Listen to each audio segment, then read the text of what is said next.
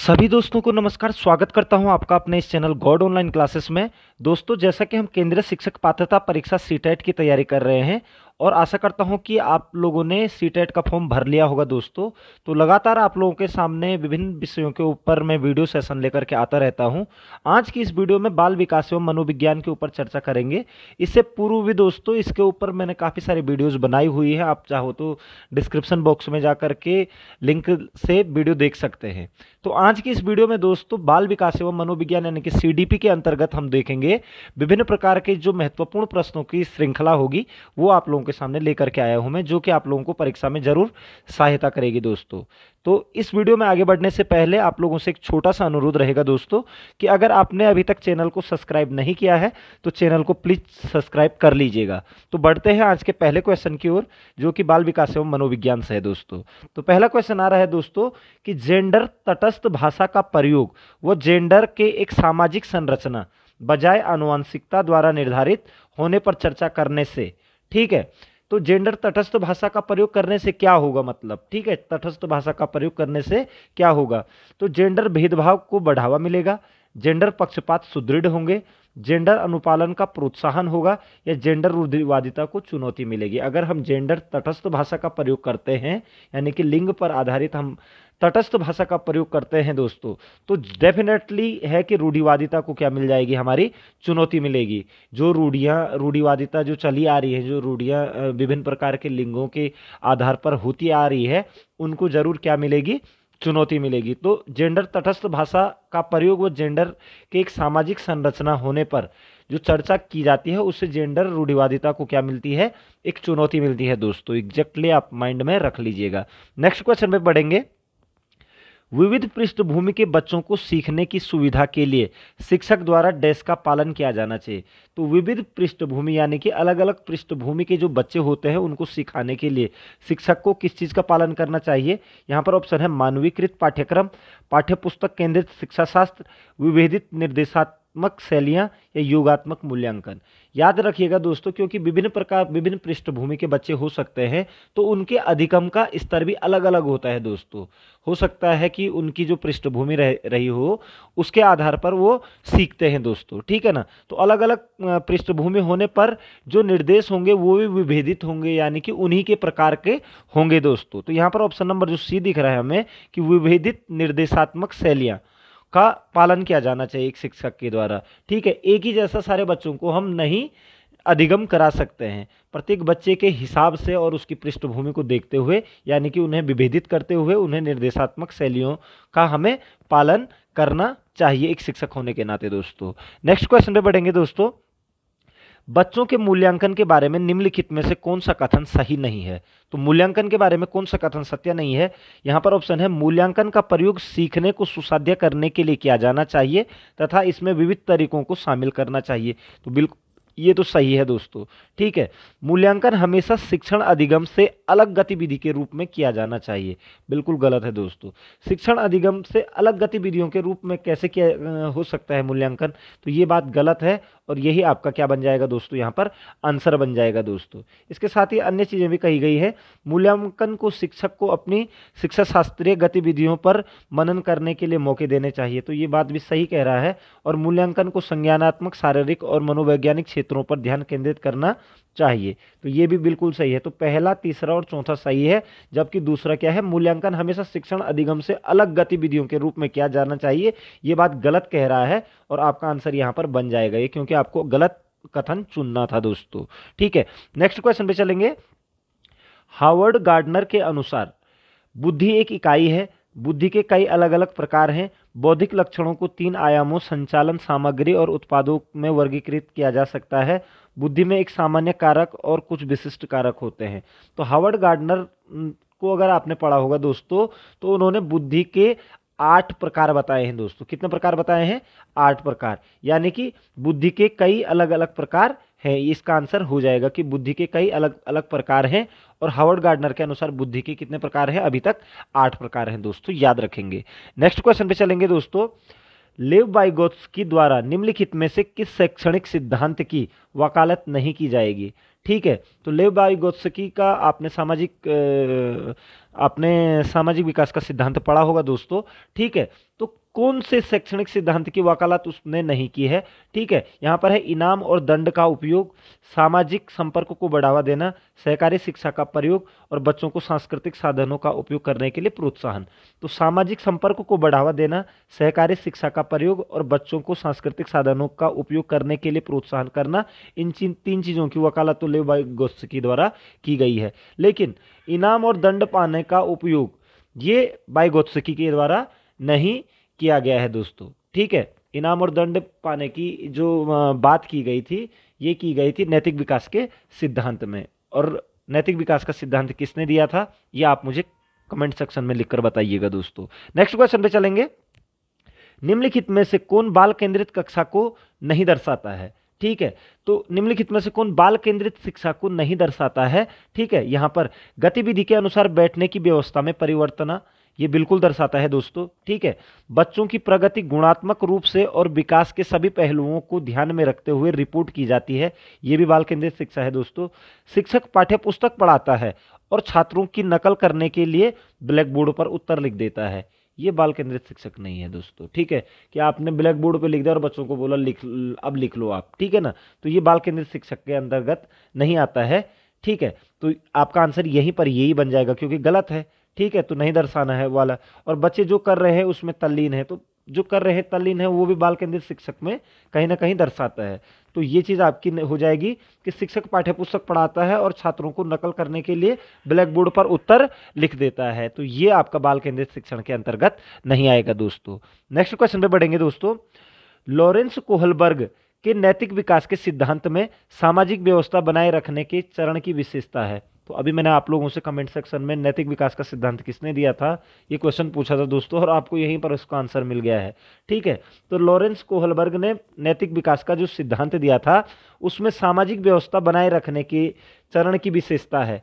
ठीक है, तो जो सामाजिक व्यवस्था बनाए रखने की चरण था, ठीक है, वो तीसरे चरण का दूसरा स्टेप था दोस्तों। तो यहाँ पर है पारस्परिकता की समझ, अधिकार का डर और सजा से बचना, दूसरों का स्नेह और अनुमोदन प्राप्त करना, या कानूनों को बनाए रखना समाज के प्रत्येक सदस्य का व्यक्तिगत कर्तव्य है। तो यही है दोस्तों कि जो सामाजिक व्यवस्था बनाए रखने के चरण की जो विशेषता थी वो यही थी कि समाज के प्रत्येक सदस्य का व्यक्तिगत कर्तव्य है कि वो कानून को बनाए रखे दोस्तों। ठीक है, अगर आपने नहीं पढ़ा है तो इसके लिए पूरी वीडियो बना रखी है मैंने लॉरेंस कोहलबर्ग के नैतिक विकास के सिद्धांत की, आप चाहें तो लॉरेंस कोहलबर्ग को पढ़ सकते हैं और उससे रिलेटेड क्वेश्चन भी मैंने वहाँ पर डिस्कस किए हैं दोस्तों।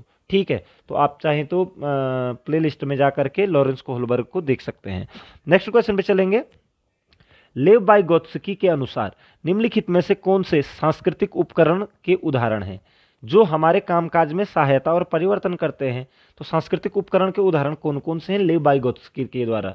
ठीक है, तो यहाँ पर ऑप्शन है मानचित्र, भाषा, कैलकुलेटर, स्कीमा। तो आपको पता है दोस्तों स्कीमा का प्रयोग तो किसने किया था? जीन पियाजे ने किया था।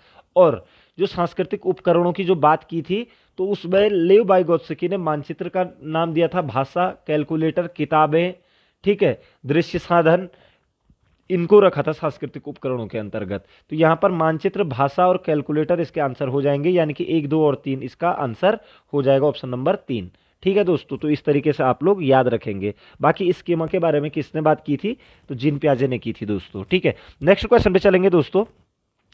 पियाजे के अनुसार आनुवांशिक रूप से क्रमादेशित जैविक परिवर्तनों का होना क्या कहलाता है? ठीक है, जैविक परिवर्तनों का होना यानी कि एक सोच में चेंजिंग आना क्या कहलाता है? सोच मतलब किसी वस्तु के बारे में अगर हम जो सोच रहे हैं वो उस सोच में अगर हमारे परिवर्तन आ रहे हैं और हम उसके ऊपर एक अनुभवी बन रहे हैं तो उसे क्या कहेंगे? ठीक है, तो वही जैविक परिवर्तन होते हैं दोस्तों। ठीक है, तो जैविक परिवर्तन पियाजे के अनुसार आनुवांशिक रूप से क्रमादेशित जैविक परिवर्तनों का होना क्या कहलाता है? यहाँ पर ऑप्शन है संतुलन, अनुकूलन, परिपक्वता या सामाजिक प्रसारण। तो याद रखेंगे दोस्तों उसे परिपक्वता कहते हैं। जैविक परिवर्तनों का होना क्या कहलाता है? पियाजे के अनुसार परिपक्वता कहलाता है दोस्तों। ठीक है, नेक्स्ट क्वेश्चन पे बढ़ेंगे दोस्तों। जीन पियाजे द्वारा प्रस्तावित चरण और उनकी विशेषताओं के सही सुमेलित युग्म का चयन कीजिए। अब यहाँ पर है संवादी चालक अवस्था, मानसिक प्रहसन से जूझना। ठीक है। पूर्व संक्रियात्मक अवस्था, वस्तु स्थायित्व का विकास। पूर्व संक्रियात्मक अवस्था संचालन क्रियाएं कर पाते हैं लेकिन अमूर्त नहीं। ठीक है। और चौथा है अमूर्त संक्रियात्मक अवस्था, प्रतिवर्ती क्रियाओं को मानसिक रूप से करने में अक्षम। ठीक है। तो यहाँ पर हमने सही का चयन करना है दोस्तों। तो यहाँ पर एक ऑप्शन है तीसरा, मूर्त संक्रियात्मक अवस्था। मूर्त संक्रियात्मक अवस्था आपको पता है दोस्तों 7 से 11 साल या 7 से 12 साल तक मान लेते हैं हम। ठीक है। 7 से 11 साल की अवस्था जो होती है मूर्त संक्रियात्मक अवस्था होती है। ठीक है। और इस मूर्त संक्रियात्मक अवस्था में क्या होता है, संचालन क्रियाएं कर पाते हैं, यानी कि संचालन जो उनके सामने होता है। ठीक है। लेकिन अमूर्त नहीं, यानी कि ख्यालों में नहीं जा पाते हैं वो। ठीक है। जो चीज दिखती है उसी के ऊपर वो अपने तर्क देते हैं, वर्गीकरण करते हैं। ठीक है। तो संचालन क्रियाएं कर पाते हैं मूर्त संक्रियात्मक अवस्था में, लेकिन अमूर्त चिंतन नहीं कर पाते हैं। तो ये बिल्कुल सही है दोस्तों। बाकी यहाँ पर संवेदी चालन अवस्था की जगह पर लिखा है मानसिक प्रहसन से जूझना। ठीक है। तो मानसिक प्रहसन से जूझना यहाँ पर नहीं होता, बल्कि यहाँ पर वस्तु स्थायित्व का विकास होता है दोस्तों संवेदी चालन अवस्था में। आपने अगर पढ़ा हो तो जीन प्याजे के ऊपर भी पूरी वीडियो बनाई गई है दोस्तों, आप चाहो तो उसको देख सकते हैं। ठीक है। नेक्स्ट क्वेश्चन में बढ़ेंगे।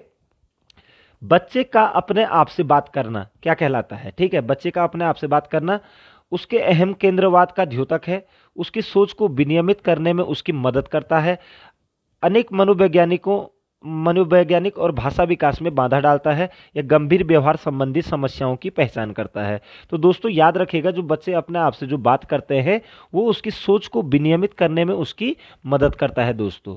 ठीक है। सोच को विनियमित करने में बच्चे की मदद करता है जब बच्चा अपने आप से क्या करता है, बात करता है दोस्तों। नेक्स्ट क्वेश्चन पे बढ़ेंगे दोस्तों। निम्नलिखित में से सामाजिकरण के द्वितीयक कारक कौन से हैं।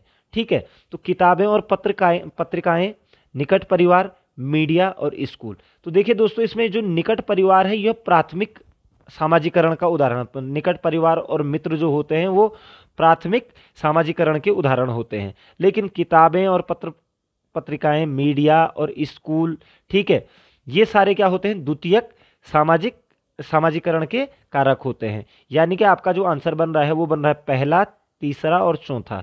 तो पहला, तीसरा और चौथा मिल रहा है आपको ऑप्शन नंबर 3 में दोस्तों। इसका आंसर हो जाएगा ये। ठीक है। नेक्स्ट क्वेश्चन में बढ़ेंगे दोस्तों। अधोगामी सिद्धांत को निम्नलिखित में से किस उदाहरण से दर्शाया गया है। अधोगामी सिद्धांत क्या होता है दोस्तों, अधोगामी का मतलब होता है ऊपर से नीचे की ओर। ठीक है। तो अधोगामी सिद्धांत को निम्नलिखित में से किस उदाहरण से दर्शाया गया है। शिशु अपनी बाहों के इस्तेमाल से पहले दृष्टि विकसित करते हैं, शिशु संज्ञानात्मक क्षमता विकसित करते हैं और फिर भाषा सीखते हैं, शिशु पहले अपने धड़ और फिर अपने हाथ और फिर पैर हिलाना सीखते हैं, शिशु बुदबुदाने से पहले किलकना सीखते हैं। तो याद रखेंगे दोस्तों, अधोगामी जो सिद्धांत है ऊपर से नीचे, यानी कि शिशु पहले अपने धड़ और फिर अपने हाथ और पैर हिलाना सीखते हैं, ये इसका आंसर हो जाएगा अधोगामी सिद्धांत के अनुसार दोस्तों। ठीक है। याद रखेंगे कि शिशु पहले अपने धड़ और फिर अपने हाथ और पैर हिलाना सीखते हैं। इंपॉर्टेंट क्वेश्चन है दोस्तों ये। ठीक है। ये आ सकता है आप लोगों के सामने। नेक्स्ट क्वेश्चन पे चलेंगे दोस्तों। अभिकथन ए, आर्थिक रूप से कमजोर आय वाले परिवारों के बच्चों का बचपन उच्च आय वाले परिवारों के बच्चों की तुलना में बहुत अलग होता है। बिल्कुल होता है। आर्थिक रूप से जो कमजोर आय वाले जो परिवार होते हैं, बच्चों का बचपन उच्च आय वाले परिवारों के बच्चों की तुलना में बहुत अलग होता है दोस्तों। आप भी इस चीज को देख सकते हैं। और अलग अलग संस्कृतियों में बच्चों द्वारा बचपन का काल अलग अलग यहाँ पर अनुभव किया जाता है। ठीक है। तो अलग अलग संस्कृतियों में बच्चों द्वारा बचपन का काल अलग अलग अनुभव किया जाता है, ये भी बिल्कुल सही है। और कहीं ना कहीं संस्कृति में आर्थिक हिसाब किताब भी जरूर होता है दोस्तों। ठीक है। तो यानी कि दोनों सही हैं दोस्तों। और कहीं ना कहीं जो आर वाला जो कथन है ये कहीं ना कहीं एक ही क्या कर रहा है, व्याख्या कर रहा है। ठीक है। तो यहाँ पर ऑप्शन हो जाएगा कि ए और आर दोनों सही हैं और आर सही व्याख्या करता है ए की। तो ये इसका आंसर बन जाएगा दोस्तों। ठीक है। नेक्स्ट क्वेश्चन पे चलते हैं। बेहतर एथलेटिक शारीरिक क्षमताएं, नियमों के साथ खेलों में भागीदारी, तार्किक विचार प्रक्रियाएं जो ठोस अनुभवों के आसपास केंद्रित होती हैं। अब तार्किक विचार प्रक्रियाएं जो ठोस अनुभव यानी कि जो सामने होता है उन्हीं पर तर्क करना, आपको पियाजे का नियम पता होगा दोस्तों, मूर्त संक्रियात्मक अवस्था। ठीक है, मूर्त संक्रियात्मक अवस्था लगभग 7 से 11 वर्ष के बीच में होती है। ठीक है, और इसी अवस्था में तार्किक विचार की प्रक्रियाएं और ठोस अनुभवों से के आसपास केंद्रित होता है बच्चा। ठीक है, तो ये किस अवधि के लक्षण हैं? तो यहाँ पर ऑप्शन है शैशवावस्था, प्रारंभिक बचपन, मध्य बचपन या किशोरावस्था। तो यहाँ पर मूर्त संक्रियात्मक, अमूर्त संक्रियात्मक, इस तरीके के ऑप्शन तो दिए नहीं हैं, तो इसका आप माइंड लगा सकते हैं, ये हो जाएगा आपका मध्य बचपन से। ठीक है, मध्य बचपन के साथ इसका संबंध होगा कि तार्किक विचार प्रक्रियाएं जो ठोस अनुभवों के आसपास केंद्रित होती हैं तथा जो नियमों के साथ खेलों में भागीदारी करते हैं, ये सारा मध्य बचपन के अंतर्गत आ जाता है दोस्तों। तो अगर आपको वीडियो पसंद आ रही है दोस्तों तो आप जरूर लाइक करेंगे और कमेंट में भी अपनी राय जरूर देंगे दोस्तों। नेक्स्ट क्वेश्चन में बढ़ते हैं दोस्तों। बच्चों में ज्ञान की संरचना करने और अर्थ का निर्माण करने की क्षमता होती है। ठीक है, बच्चों में ज्ञान की रचना करने और अर्थ का निर्माण करने की क्षमता होती है। इस परिप्रेक्ष्य में एक शिक्षक की भूमिका है। ठीक है, तो एक शिक्षक की क्या भूमिका है? अगर बच्चों में ज्ञान रचना करने और अर्थ निर्माण करने की जब क्षमता होती है तो शिक्षक की क्या भूमिका है? संप्रेषण और व्याख्याता की, सुगमकर्ता की, निर्देशक की या तालमेल बैठाने वाले की? तो एनसीएफ 2005 साफ साफ कहता है दोस्तों कि बच्चों में ज्ञान की रचना करने का और अर्थ निर्माण करने की क्षमता होती है। अतः शिक्षक की भूमिका एक क्या होती है? फैसिलिटेटर की, यानी कि सुगमकर्ता की होती है दोस्तों, याद रखेंगे। ठीक है, नेक्स्ट क्वेश्चन पे बढ़ेंगे दोस्तों।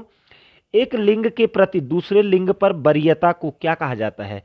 एक लिंग के प्रति दूसरे लिंग को अगर वरीयता दी जा रही है तो उसे क्या कहेंगे? लिंग अंतर, लैंगिक पूर्वाग्रह, लिंग विविधता या लिंग भेदभाव?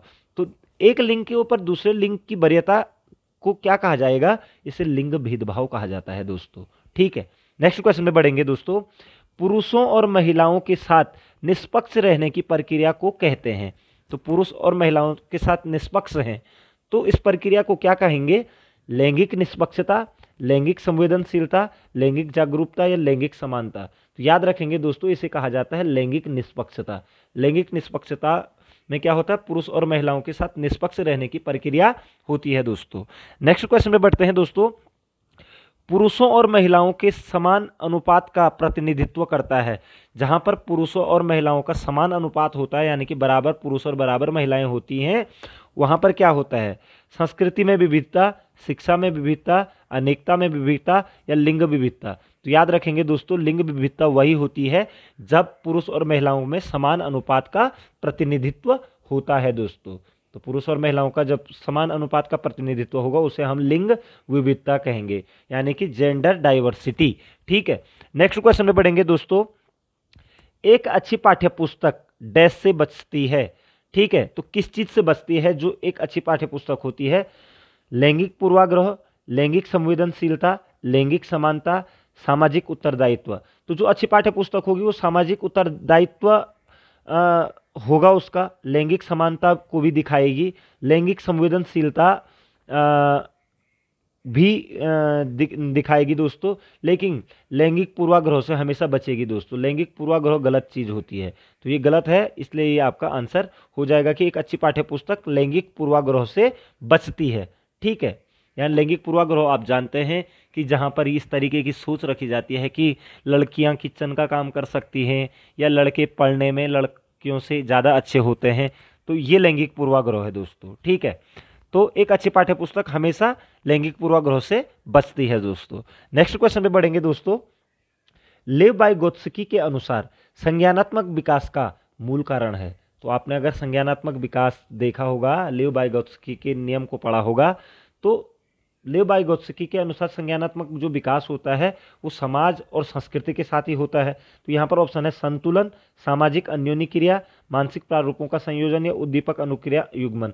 तो लेव वाइगोत्स्की अगर आ गया दोस्तों तो सामाजिक अन्योन्य क्रिया आ जाएगा, क्योंकि सामाजिक विकास का ही सिद्धांत इन्होंने दिया था दोस्तों। ठीक है, नेक्स्ट क्वेश्चन पे चलेंगे दोस्तों। बच्चों को संकेत देना या आवश्यकता पड़ने पर सहयोग प्रदान करना किसका उदाहरण है? ठीक है, तो बच्चों को कहीं पर अगर कोई दिक्कत आ रही है तो उनको सपोर्ट करना। ठीक है, किस चीज़ का उदाहरण है? यहाँ पर ऑप्शन है मॉडलिंग, ढांचा, प्रबलन या अनुबंधन। तो याद रखिएगा दोस्तों, लेव वाइगोत्स्की ने इसे ढांचा या स्कैफोल्डिंग कहा था और इसके आधार पर ही भारत में भी भाषा सिखाने में क्या की जाती है? मदद की जाती है स्कैफोल्डिंग या ढांचा निर्माण के द्वारा। तो ढांचा या स्कैफोल्डिंग से क्या होता है कि जहाँ पर बच्चों को सपोर्ट की ज़रूरत पड़ती है तो वहाँ पर उनको सपोर्ट दिया जाता है दोस्तों। ठीक है, नेक्स्ट क्वेश्चन में बढ़ेंगे दोस्तों। जोन ऑफ प्रोक्सिमल डेवलपमेंट यानी कि ZPD, एक क्वेश्चन तो यहीं पर से आ जाता है कि जेडपीडी का फुल फॉर्म क्या होता है? तो जोन ऑफ प्रोक्सिमल डेवलपमेंट होता है दोस्तों। ठीक है, का प्रत्यय किसने दिया था, यानी कि ZPD की व्याख्या किसने की थी? तो यहां पर ऑप्शन है पियाजे, स्किनर, वाइगोत्स्की या सिगमंड फ्राइड ने। तो जोन ऑफ प्रोक्सिमल डेवलपमेंट दोस्तों सिंपल सा वो होता है कि कई बार क्या होता है कि क्या करना है और क्या नहीं करना है, उसके बीच का जो रिक्त स्थान होता है दोस्तों उसे ही जोन ऑफ प्रोक्सिमल डेवलपमेंट को कहते हैं दोस्तों। ठीक है, तो ये जो ZPD दिया था, ये दिया था आपका वाइगोत्स्की ने, लेव वाइगोत्स्की के द्वारा दिया गया था ZPD का प्रत्यय दोस्तों, याद रखेंगे। नेक्स्ट क्वेश्चन पे चलते हैं दोस्तों।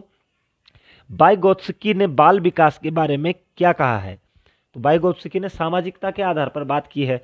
तो जहां देखिए दोस्तों, वाइगोत्स्की ने बाल विकास के बारे में क्या कहा है? तो यह संस्कारों की आनुवंशिकता के कारण होता है, यह सामाजिक अंतर क्रियाओं का उत्पाद होता है दोस्तों। तो यहीं पर आपका आंसर बन जाता है। ठीक है, तो कई चीज़ें इस तरीके की होती हैं दोस्तों की जो आपको आंसर तुरंत दे देगी। तो वाइगोत्स्की ने बाल विकास के बारे में कहा था कि यह सामाजिक अंतर क्रिया का उत्पाद होता है दोस्तों। ठीक है, नेक्स्ट क्वेश्चन पे बढ़ेंगे दोस्तों।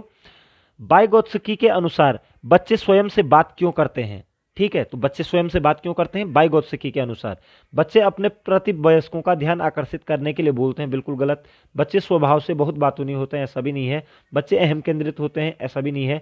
बच्चे अपने कार्य को दिशा देने के लिए बोलते हैं, वाइगोत्स्की के अनुसार अपने कार्य को दिशा देने के लिए बच्चे अपने आप से बात करते रहते हैं दोस्तों। ठीक है, नेक्स्ट क्वेश्चन पे बढ़ते हैं दोस्तों। मौखिक संवाद जो बच्चे अपने आप से करते हैं उन्हें लेव वाइगोत्स्की क्या कहते हैं? ठीक है, यहाँ पर है व्यक्तिगत वार्ता, भ्रांत वार्ता, समस्यात्मक वार्ता या अहम केंद्रित वार्ता। तो लेव वाइगोत्स्की उसे व्यक्तिगत वार्ता कहते हैं दोस्तों। ठीक है, जिससे कि वो अपने कार्य को सही दिशा में ले जा सके, और वो उनकी अपनी क्या होती है? व्यक्तिगत वार्ता कहा है लेव वाइगोत्स्की ने दोस्तों अपने सामाजिक विकास के अध्ययन में। ठीक है, नेक्स्ट क्वेश्चन पे चलेंगे। NCF 2005 में बातचीत की गई, तो किस चीज की बात की गई है? कि ज्ञान स्थायी है, वो दिया जाता है, ज्ञान का विकास होता है और इसकी संरचना होती है। बिल्कुल इस चीज की बात तो की गई है दोस्तों। शैक्षिक केंद्र से विषय केंद्र पर हो, बिल्कुल नहीं कहा है ऐसा। विद्यार्थी केंद्रित से अध्यापक केंद्रित हो, बिल्कुल ये तो बिल्कुल ही गलत है और इनमें से कोई नहीं। तो ये कहा गया है दोस्तों ज्ञान स्थायी है, वो दिया जाता है। ठीक है, ज्ञान का विकास होता है और इसकी संरचना होती है दोस्तों। तो NCF 2005 में ज्ञान के स्थायी भाव को दिखाया गया है दोस्तों। ठीक है, नेक्स्ट क्वेश्चन पे चलेंगे। पाठ योजना से अभिप्राय है, पाठ योजना से क्या अभिप्राय है? ठीक है, पढ़ाए गए पाठ को स्वयं पढ़कर जानना, उन सभी बातों का विवरण तैयार करना जिन्हें शिक्षक कक्षा के अंदर एक निश्चित समय में पूरा करने की इच्छा रखता है। बिल्कुल यहीं पर आ गया आंसर दोस्तों। उन सभी बातों का विवरण तैयार करना जिन्हें शिक्षक कक्षा के अंदर एक निश्चित समय में पूरा करने की इच्छा रखता हो दोस्तों। ठीक है, बाकी आगे क्या देखना। नेक्स्ट क्वेश्चन पे चलेंगे।